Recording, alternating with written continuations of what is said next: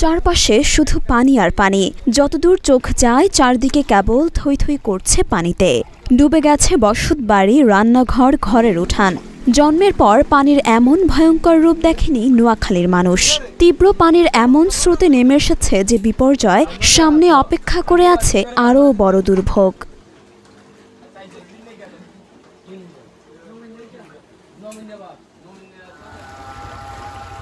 টানা বর্ষণে নাজেহাল নোয়াখালী। মানুষ হাতের কাছে যা পাচ্ছেন, গ্যাসের চুলা, গ্যাস সিলিন্ডার, শুকনা খাবার ইত্যাদি নিয়েই ছুটছেন নিরাপদ আশ্রয়ে। বিভিন্ন আশ্রয় কেন্দ্রগুলোতে এখন উপচে পড়া ভিড়। অনেক আশ্রয় কেন্দ্রে আর কোনো জায়গায় খালি নেই। মানবেতর এক জীবন কাটাচ্ছেন জলাবদ্ধ এলাকার মানুষজন। খালগুলা থই থই পানি টোটালি কোনো নিষ্কাশন হচ্ছে না।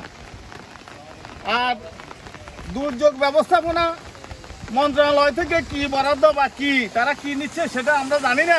এ পর্যন্ত আমাদের এদিকে অনেক মানুষ না খাই আছে, রান্না বান্নার অভাবে কোনো খানা খাইতে পারতেছে না। আমাদের এদিকের মানুষ বহুত কষ্ট করতেছে।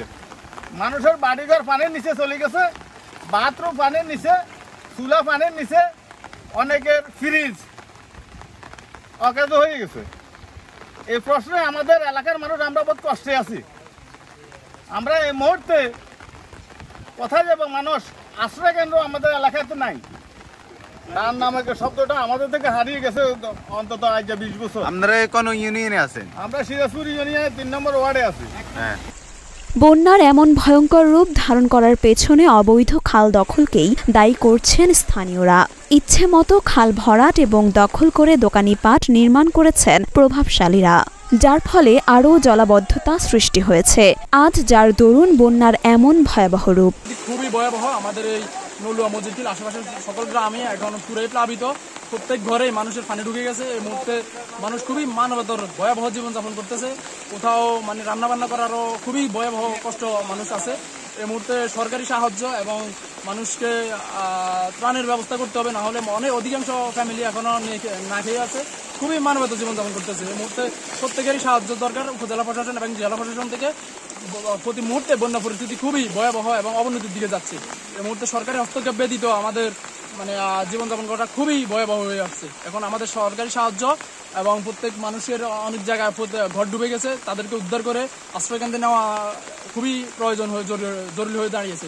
আশ্রয় কেন্দ্রে অবস্থান নেওয়া লোকদের মধ্যে ইতিমধ্যেই শুকনো খাবার বিতরণ শুরু হয়েছে।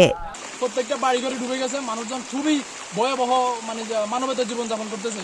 এই মুহূর্তে প্রত্যেক মানুষের মানে সাহায্য সহযোগিতা খুবই প্রয়োজন। আমাদের এখানে আর পানিগুলো নামার জন্য, খাল সংস্কার হতে, খাল দখল মুক্ত করার জন্য জেলা প্রশাসন এবং উপজেলা প্রশাসনের হস্তক্ষেপ প্রত্যেকটা মানুষজন এটা চাচ্ছে আর কি। মরিয়ম মিম, ঢাকা পোস্ট।